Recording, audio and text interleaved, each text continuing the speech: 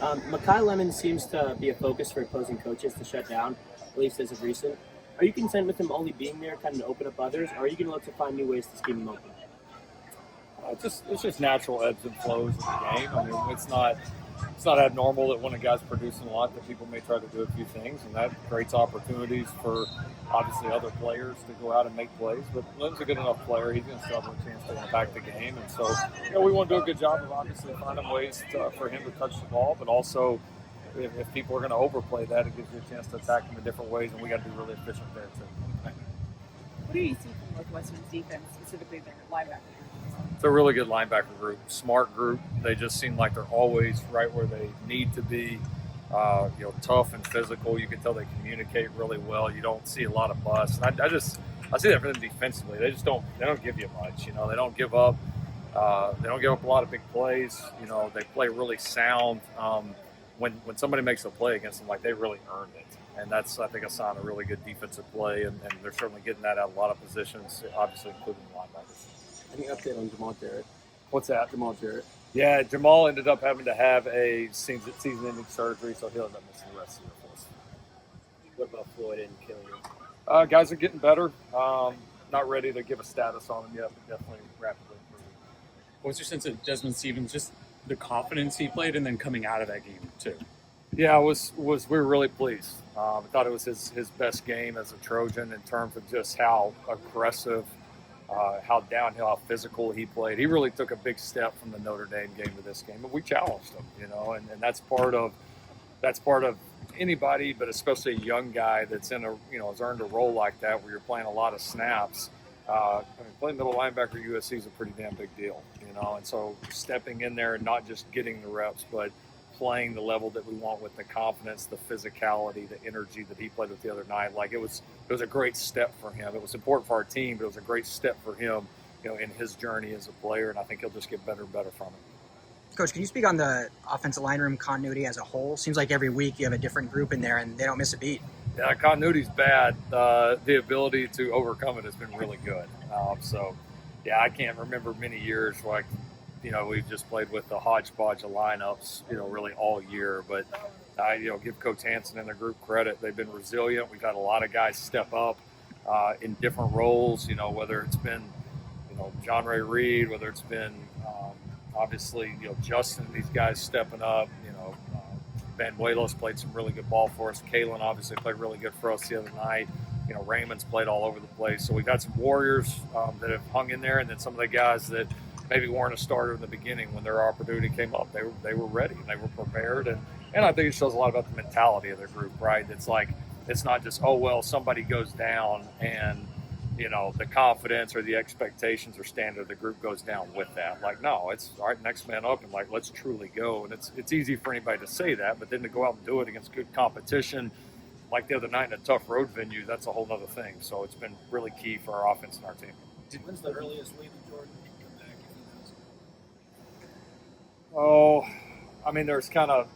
There's kind of medically ready, and then you got to factor in obviously the position that the guy plays, in a position where he's going to move around and obviously do a lot of cutting and all that. So, he's definitely improving quickly, but I would say certainly still at least a couple of weeks away, if not more.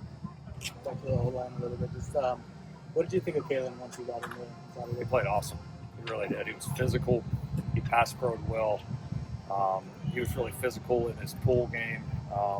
Was really sharp assignment-wise, which again I know I've mentioned several times was all the more impressive because he really had been able to take a lot of practice reps at guard. So, thoroughly impressed. It's not like he just came in and kept it together. Like he came in and really played at a high level. How do you assess Elijah Page's performance coming back after missing a couple games? He was pretty good. There was, I thought, a few plays in there where it showed a little bit of rust, where you could tell he hasn't been in there for a while. But he had some really physical plays. I thought as the game kept going, he got a little bit better and got more settled in, and mentally was pretty good as well. So it was a solid performance. As he gets back into it, we'll definitely expect, and he'll expect better. But it was definitely a good one to build on. Has he been continuing to knock that rust off in practice that you've seen? Yeah. No, just being healthy. It's not just the Saturdays. Obviously, it's a chance to get out here and really work and put in those reps. And even a guy like that that's started a few games around there and has some experience. Like when you don't practice this game at a high level, like it's hard to go out and play on Saturdays. And so that is the practice time has benefited him just as much as playing in the game. Was it a game plan to have Jaden use his legs the most he has all season? He had a season high in rushing yards and almost as many rushing yards as passing. Just kind of happened that way. We had a few things where he had an option to keep it and made some good decisions. Obviously, he had some scrambles in the past game, which you don't ever know exactly how those are going to play out. But I thought he had a great feel in those moments for what to do, and it was obviously very important. How have you seen Coach Jones adapt to the personnel that he's had to play? Yeah, another coach here that I think's been outstanding of just having the entire room ready to play. I mean, there's not many positions where you lose your top two guys just like that, and then have other guys continue to produce. And King and Brian and Harry and all those guys being ready has been critical to us being able to maintain some of our momentum. So I give him a lot of credit. Again, mentality of that room, guys being ready to step up, being prepared. But he's that type of coach. I mean, he demands it every day. He demands it out of all of them, and we're feeling the benefits of that. When I asked about King Miller, a lot of people say it's just what he does in practice. Like he's a really tough performer in practice. How have you seen that translate into last weekend's game for his second 100-yard game? Yeah, I think just his confidence, and I think even different than the Michigan game because that kind of happened out of the blue a little bit. I think it was good to see. The Michigan game he popped some big runs. It was cool to see the other night the aggressiveness and physicality that he played with, and I think after getting a decent amount of carries the previous couple weeks and really kind of getting into some of these big boy games. I think you just start to learn and you start to get a feel for how the game goes and how you're going to get tackled and how we're going to block and how we need you to run through tackles and the physicality. And I just thought he was a more confident, complete player the other night, and that's just going to continue to come with experience.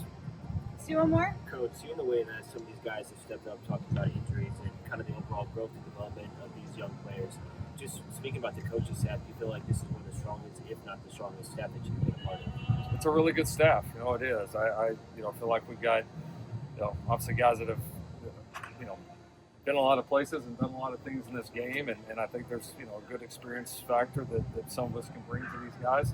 But I think it speaks more just kind of overall culture. I mean, it's, when you have an average culture, then things like that happen. It's poor me, and you make excuses and you find ways to not get it done. And when you have a championship culture that is really starting to learn how to win again and starting to really expect to win again every time you play, you just find ways to overcome it no matter what it is. You don't judge it. You just, all right, well, what do we got to do now? All right, what's next? And again, talking about it is one thing. Seeing it come to fruition is a great, healthy step in this program. Thank you. Hey, Trojan family, thank you so much for hanging out and watching the USC LAFB show. Before you go, let me tell you quickly about our friends over at Sleeper. Go right now, download the Sleeper app. It's the #1 sports app, not just for season-long fantasy, but they've got live pickers, they've got live stat updates, they've got a chat that you can chat with other users, plus the daily pick'em, which is a blast, or daily fantasy, whatever you want to call it. You go and pick 2 to 8 players across any sports. If you're talking USC, go choose Jaden in his next matchup. Pick more or less passing yards, more or less touchdowns. You stack those, and you can win real money. When you go to make your first deposit, make sure you use our promo code USC LAFB. You're going to get a match deposit up to $100. Put in $100, you get $100 free to play with from Sleeper. Put in $10, they'll match you that $10, so now you're sitting at $20 to play with. But also, right now, for any new users, no deposit required. You get $20 free entry. You can stack both. You can get the $20 for free. Go make a deposit. Use USC LAFB, and now you've got a bunch of free money to play with right there on the Sleeper app. Check it out, Trojan family, and when you do, tell them the guys at the USC LAFB sent you.